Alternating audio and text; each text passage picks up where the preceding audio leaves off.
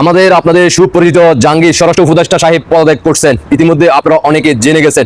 দেশবাসীকে সর্বোচ্চ দেখার সুযোগ করে দিবেন আমাদের আপনাদের সেই জাহাঙ্গীর মানে নেশাখোর বাবাখোর তিনি পদত্যাগ করে ফেলছেন। আমরা শুনে আসি বিস্তারিত রাজাকার বংশের সন্তান বিপি সাদিক কায়েমের মুখ থেকে তিনি স্বরাষ্ট্র উপদেষ্টা সাহেবকে কি বার্তা দিলেন, আর তার প্রশ্নের উত্তরে জাহাঙ্গীর সাহেব স্বরাষ্ট্র উপদেষ্টা সাহেব এই জিন্নাতের বংশের সন্তান বিপি সাদিককে কি বার্তা দিলেন দেখতে থাকুন, আর দ্রুত দেশবাসীকে দেখার সুযোগ করে দিবেন। স্বরাষ্ট্র উপদেষ্টা, আইন উপদেষ্টা এবং পররাষ্ট্র উপদেষ্টাকে পদত্যাগ করতে হবে। আগামী 48 ঘন্টার মধ্যে নিষিদ্ধ লীগের বিরুদ্ধে এলাকা ভিত্তিক চিরুনি অভিযান শুরু করতে হবে।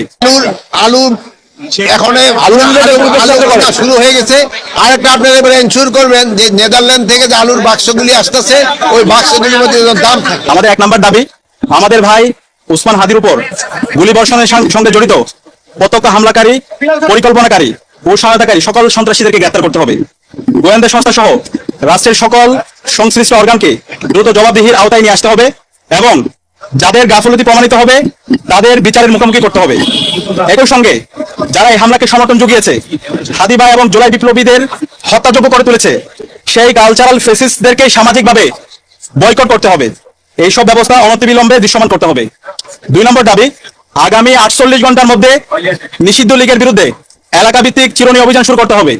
থানাগুলো লুট হয়েছে, এখনো অনেক অস্ত্র উদ্ধার হয়নি। এই অবস্থাতে বাংলাদেশে যে এবং সব থানাগুলো ফুল ফাংশন না, সেই ক্ষেত্রে নির্বাচনে আমি এখন বলবো যে দেখেন যে পেঁয়াজের যে দামটা, একদিনে পেঁয়াজের দাম 35 টাকা বেড়ে গেল। নিষিদ্ধ ঘোষিত সংগঠনের বিভিন্ন স্তরের সকল সন্ত্রাসীদেরকে গ্রেফতার করতে হবে এবং সব ধরনের অবৈধ অস্ত্র উদ্ধার করতে হবে। এই বিষয়ে সরকারের অবহেলা আমরা সহ্য করব না। 3 নম্বর দাবি, ভারতীয় আধিপত্যবাদের বিরুদ্ধে প্রথম ও অপরিহার্য পদক্ষেপ হিসেবে খুনি হাসিনাকে দেশে ফিরিয়ে এনে তার বিরুদ্ধে মানবতা বিরোধী অপরাধে প্রদত্ত রায় কার্যকর করতে হবে। গণহত্যাকারী সন্ত্রাসীদের আশ্রয় দেওয়ার প্রতিবাদে ভারতের সঙ্গে কূটনৈতিক সম্পর্ক পুনর্বিবেচনা করতে হবে। অভিযুক্তদের ফেরত না দেওয়ার পূর্ব পর্যন্ত কূটনৈতিক সম্পর্ক স্বাভাবিক করা যাবে না। এই দাবি অনতিবিলম্বে না মানা হলে পরিস্থিতি দৃশ্যমান পরিবর্তন না দেখাতে পারলে স্বরাষ্ট্র উপদেষ্টা, আইন উপদেষ্টা এবং পররাষ্ট্র উপদেষ্টাকে পদত্যাগ করতে হবে।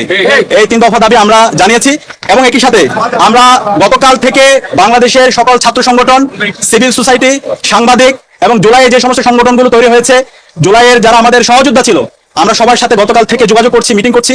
ছাত্রদল, ছাত্র শিবির, ইন্ডিপেন্ডেন্ট অ্যাক্টিভিস্ট এবং বামপন্থী সংগঠন, ইসলামিক সংগঠন এবং সব ধরনের নাগরিক, ছাত্র এবং নাগরিকদের সাথে আমরা যোগাযোগ করেছি।